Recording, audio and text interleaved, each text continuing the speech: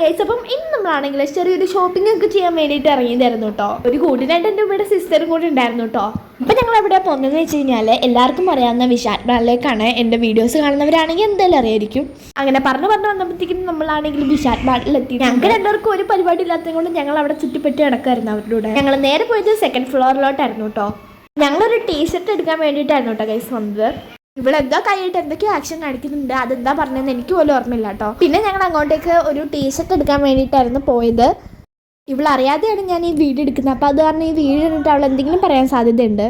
പിന്നെ ഞങ്ങൾ അവിടുന്ന് ടീഷർട്ട് എല്ലാം എടുത്ത് കഴിഞ്ഞിട്ട് ഇങ്ങോട്ടേക്കാണ് വന്നത്. ബക്കറ്റ് എന്താ വാങ്ങിക്കാനായിട്ട് കയറിയതായിരുന്നു. ബട്ട് അവിടെ ബക്കറ്റ് ഉണ്ടെങ്കിലും നമ്മൾ ഉദ്ദേശിച്ച ഒരു ബക്കറ്റ് ഇല്ലായിരുന്നു. പിന്നെ ഞങ്ങൾ അങ്ങോട്ടേക്ക് കുറച്ച് ഫ്രൂട്ട്സ് ഒക്കെ വാങ്ങിക്കാനായിട്ട് കയറിയിട്ടുണ്ടായിരുന്നു. അങ്ങനെ ഒത്തിരി ഒന്നും പർച്ചേസ് ചെയ്തിട്ടില്ലായിരുന്നു കേട്ടോ. അങ്ങനെ ഫ്രൂട്ട്സ് ഇതെല്ലാം വാങ്ങിച്ച് കഴിഞ്ഞ് വന്നപ്പോഴത്തേക്കിനും പിന്നെ വേറെ എവിടെയോ ഒന്നും കയറാനില്ലായിരുന്നു ഷോപ്പിങ്ങിനായിട്ട്. പിന്നെ അതാണ് ലാസ്റ്റ് ഞങ്ങൾ വീട്ടിലോട്ട് പോകാൻ നിർത്തി. അങ്ങനെ നമ്മുടെ കുഞ്ഞ് ഷോപ്പിംഗ് എല്ലാം കഴിഞ്ഞാൽ. അപ്പോൾ ഇത്രയുള്ള ബൈ.